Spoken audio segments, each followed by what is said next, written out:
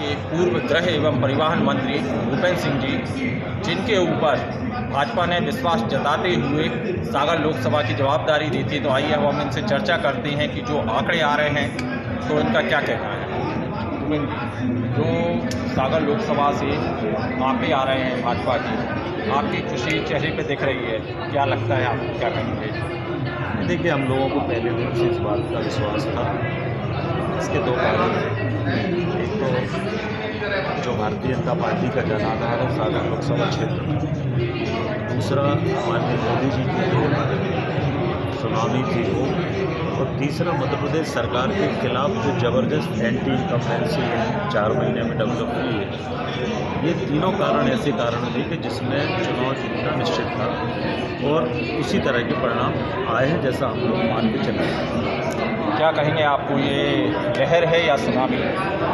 देखिए, ये इसको हम सुनामी कहें या लहर कहें, पर ये देश का मतदाता जितना परिपक्व है, देश का मतदाता अब ये इस तरह से जातिवादी गठबंधन या जो जिस तरह से विपक्ष ने जनता को गुमराह करने का प्रयास किया, अब ये देश की जनता स्वीकार नहीं करेगी कि हमारा लोकतंत्र इस परिणाम से सिद्ध हो गया कि भारत का लोकतंत्र बहुत परिपक्व लोकतंत्र है, बहुत मैच्योर लोकतंत्र है। और जो जनादेश आया है, मैं समझता हूँ कि जिस तरह से आपातकाल के बाद जनता ने चुनाव लड़ा था, उसी तरह से इस चुनाव को पूरे देश की जनता ने लड़ा, उसी तरह के परिणाम आए।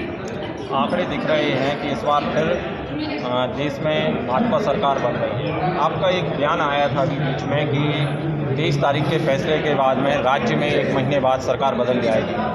क्या कहेंगे अब आप कि कुछ बदलाव आने वाला है? दो कारण हैं। तो मध्य प्रदेश में जिस तरह से परिणाम आ रहे हैं, इस सरकार को बने भी 4 महीने हुए, जिस तरह से परिणाम आ रहे हैं, इससे इस सरकार के खिलाफ कितना एंटी इनकम्बेंसी तो ये सिद्ध हो गया।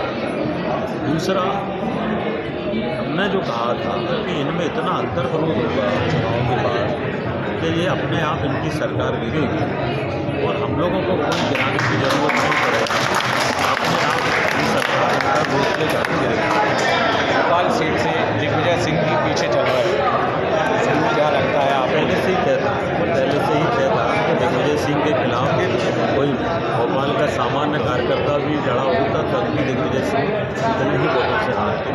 दिग्विजय सिंह को मध्य प्रदेश की जनता कभी माफ़ नहीं कर सकती, इसलिए दिग्विजय सिंह को तो चुनावी राजनीति से संन्यास ले रहे हैं।